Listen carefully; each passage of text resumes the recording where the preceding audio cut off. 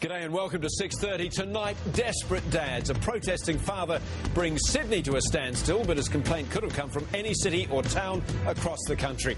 Agree with his methods or not, he has certainly got Australia's attention. He scaled the Harbour Bridge to highlight what he reckons is the shabby treatment of fathers in custody cases. So, has he done them any favours? And could you survive on $2 a day? Millions of people do, but not many here. The Aussie campaign to help the hungry. Well, first, the good news. Marriages are lasting longer in Australia than they were a generation ago, and the divorce rate is down slightly in recent years. But there's no escaping it. A third of Australian marriages do end in divorce, and when kids are involved, it can be painful and very messy. Cue this scene this morning on Sydney's Harbour Bridge. A man called Mick, a former soldier, paralysed our biggest city for 2 hours as all traffic and trains across Sydney Harbour were stopped while he clambered up the bridge and unfurled banners relating to his own personal child custody battles. Well, one man who has seen thousands of men in an anguished state over the years is Phil York from Dads in Distress. Phil, do you have any sympathy for this bloke?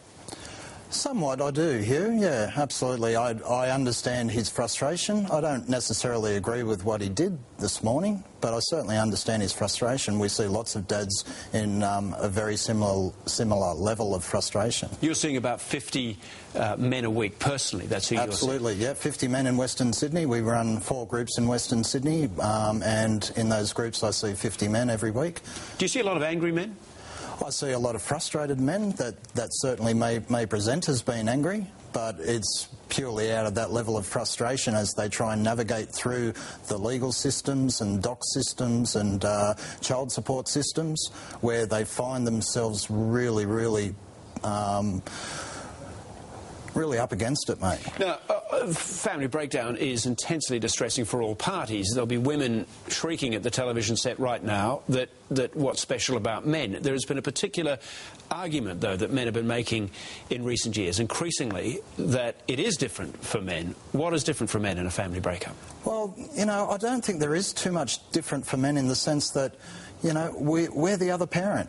We love our children just as much as mums do. You know, we care for them. We worry about their safety. You know, we worry about their well-being.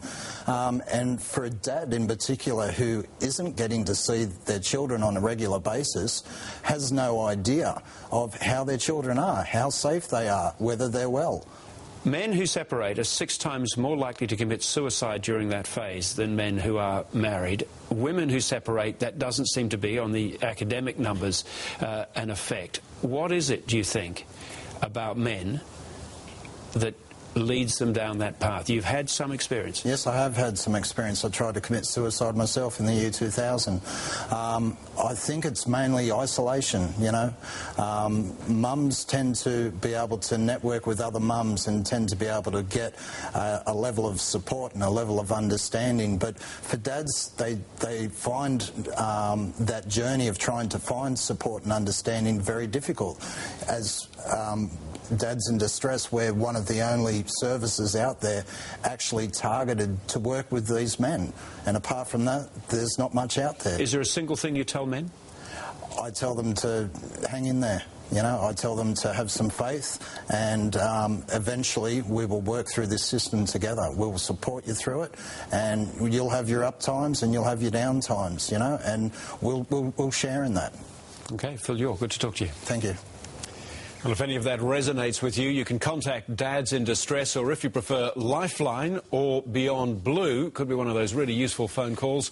All those numbers are also up on our website.